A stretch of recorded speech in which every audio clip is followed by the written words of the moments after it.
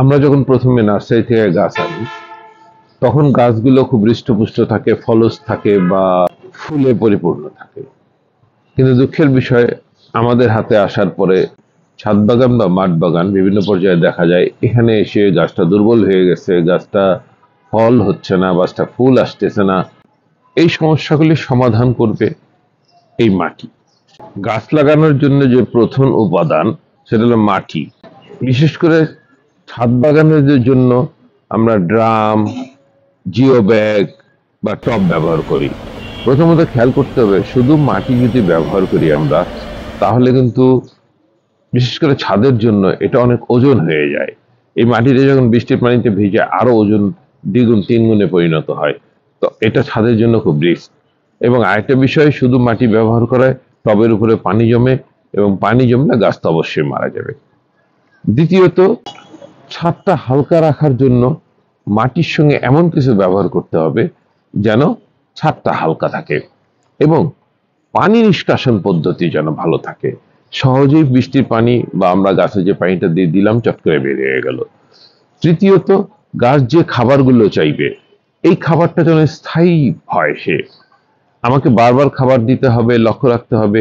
খাবার তো দিবই, তারপরে যদি প্রয়োজন না হয় তাহলে সবচেয়ে ভালো। তাই মাটি এমন ভাবে তৈরি করব যেন এই গাছটা 1 বছর 2 বছর আর খাবার প্রয়োজন না হয়। এই মাটি থেকেই যেন গাছ তার প্রয়োজনীয় খাবার সংগ্রহ করতে পারে।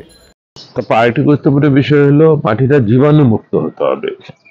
জীবাণু যদি মাটির মধ্যে থেকে যায় বা বংশবৃদ্ধি করতে থাকে বা এসে উপস্থিত হয়, তাহলে তো গাছ বাঁচবে না বা ফল ফুল হবে না, গাছ মারাই যাবে আসলে। তাই জীবাণু মুক্ত বিষয়টাও খেয়াল রাখতে হবে। আরেকটি বিষয় হলো, টব বা ড্রামের মাটি কিন্তু দ্রুত শুকিয়ে যায়। এটা অন্য মাটির সঙ্গে সংস্পর্শ থাকে না বলে সূর্যের আলোতে চট করে এটা শুকিয়ে যায়। তাই এই মাটিটাকে যাতে একটু জলজ ভাব বজায় রাখতে পারে, এই মাটির ভিতরে যেন পানিকে কিছুক্ষণের জন্য সংরক্ষণ করতে পারে সে ব্যবস্থা করতে হবে। এভাবেই ড্রাম, টব বা জিও ব্যাগে মাটিটাকে তৈরি করে নিতে হবে। যদি হাফ ড্রাম ব্যবহার করি বা প্লাস্টিকের ড্রাম ব্যবহার করি তো অবশ্যই সিদ্ধ করে নিতে হবে। আর জিও ব্যাগ হলে বা টব হলে টবের নিচে ছিদ্র থাকে, জিও ব্যাগ হলে ছিদ্র করার প্রয়োজন হবে না। ছাদ বাগানীদের জন্য জিও ব্যাগ সবচেয়ে উত্তম মাধ্যম। তো আসুন তাহলে মূল ভিডিওতে। আসসালামু আলাইকুম সুপ্রিয় দর্শক মণ্ডলী, আজ একটি গুরুত্বপূর্ণ ভিডিও নিয়ে আবার এসেছি। ছাদ বাগান বলেন আর মাঠ বাগানই বলেন, গাছের জন্য মাটি সবচাইতে গুরুত্বপূর্ণ একটি মাধ্যম। মাটি সঠিক না হইলে, মাটি বিশুদ্ধ না হইলে কখনোই গাছ ভালো হবে না, ফল ফুল ভালো হবে না। এই ভিডিওতে আজ তাই দেখবেন কিভাবে একটি আদর্শ মাটি তৈরি করব এবং মাটি তৈরির সময় ছত্রাক, ফাঙ্গাস বা বিভিন্ন ধরনের রোগ জীবাণু ধ্বংস হয়ে যাবে।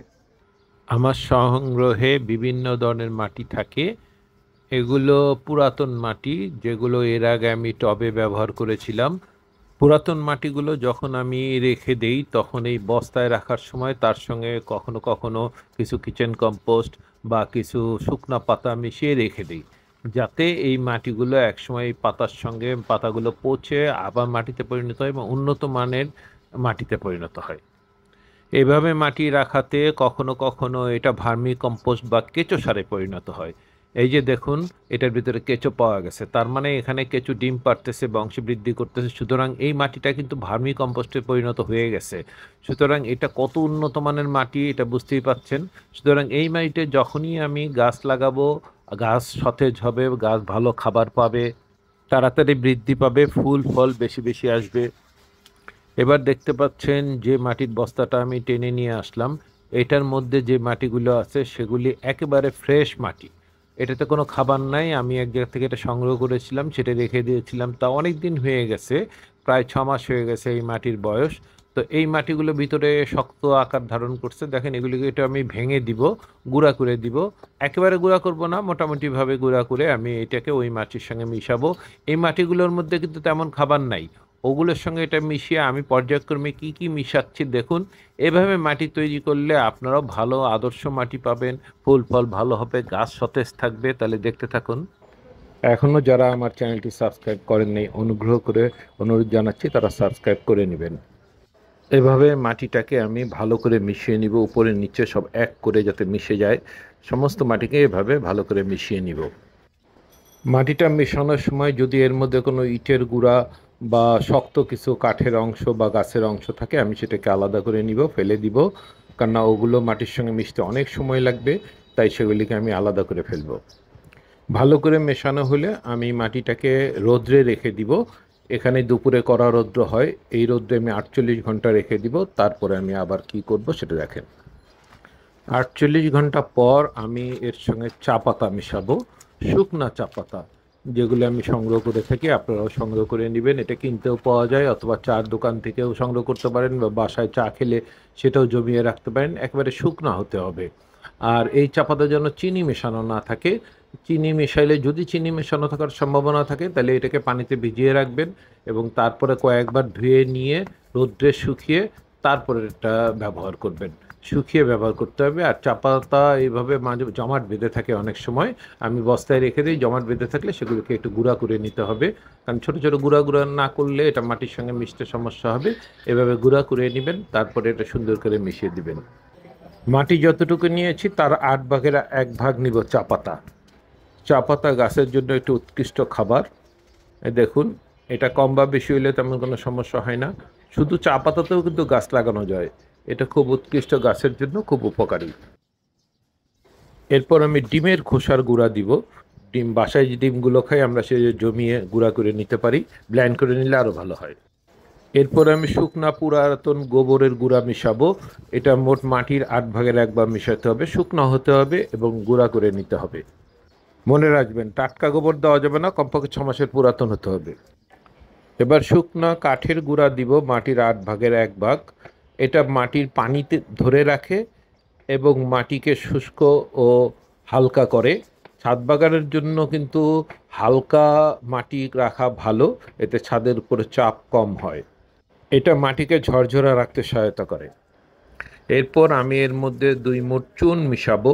ঘরবাড়ি রং করে যে চুনটা দিয়ে, সেটাই মাটিতে কোনো রকম ফাঙ্গাস বা রোগ জীবাণু জন্মাতে বাধা সৃষ্টি করবে। এটা মাটির জন্য এটা খুব প্রয়োজনীয় একটি উপাদান। এরপর ছাই মেশাবো এটার মধ্যে। এই ছাইটা হতে হবে কাঠকয়লা পোড়ানো ছাই, অন্য কিছু নয়। এটাও একই কাজ করবে, মাটিতে ফাঙ্গাস বা কোনো রোগ জীবাণু জন্মাতে বাধা সৃষ্টি করবে, মাটিকে ভালো রাখবে। এই ছাই কিন্তু মাটির উর্বরতা শক্তিও বৃদ্ধি করে। ছাই হতে হবে মাটির 16 ভাগের 1 ভাগ, এর বেশি নয়। এরপর উপসংহারে আমি গুরুত্বপূর্ণ কিছু কথা বলবো। আমরা সাধারণত নার্সারি থেকে গাছ নিয়ে আসি, তরতাজা একটি গাছ, কিন্তু আমাদের কাছে এসে সেটা আস্তে আস্তে নেতিয়ে পড়ে, কখনো মারা যায়, ফুল ফল কম আসে। এটার কারণে কিন্তু এইটি, যেটি আমরা আদর্শ মাটি তৈরি করতে পারি না। তো আদর্শ মাটি তৈরি করতে পারলে তাহলে আমাদের এই সমস্যাগুলি থাকবে না। তাছাড়া ছাদে শুধু মাটি দিয়ে যদি আমরা টব ভরাই, তাহলে ছাদটা অনেক ভারী হয়ে যায়। এছাড়া শুধু মাটিতে পানি জমার একটা সম্ভাবনা থাকে। তারপরে রোগ জীবাণু থাকতে পারে, পানি ধরে রাখার ক্যাপাসিটি থাকে না শুধু মাটিতে। তারপর অতিরিক্ত পানি হলে সেটাও বের করে দেওয়ার তার ক্যাপাসিটি থাকে না। তাই যেই পদ্ধতিতে আমি মাটিগুলো বানালাম, সেই পদ্ধতিতে যদি আপনারা মাটি বানান, তাহলে আপনাদের মাটি ভালো থাকবে, ছাদ ভালো থাকবে, গাছ ভালো থাকবে। এভাবে ভালো করে মিশিয়ে নেওয়ার পরে 48 ঘন্টা আবার রোদে রেখে দিন, তারপর এটি ব্যবহার উপযোগী হবে। তো বন্ধুরা, ভিডিওটি ভালো লাগলে লাইক কমেন্ট করতে পারেন, কোনো প্রশ্ন থাকলে করবেন, আমি উত্তর দিব। এখনও যদি আমার চ্যানেলটি সাবস্ক্রাইব না করে থাকেন, অনুগ্রহ করে নেবেন। দেখা হবে পরবর্তী কোনো ভিডিওতে। সেই পর্যন্ত সুস্থ থাকুন, ভালো থাকুন, এই কামনায় আমি জাহিদ আহমেদ বিশুদ্ধতার সন্ধানে ইউটিউব চ্যানেল থেকে আজকের মতো বিদায় নিচ্ছি।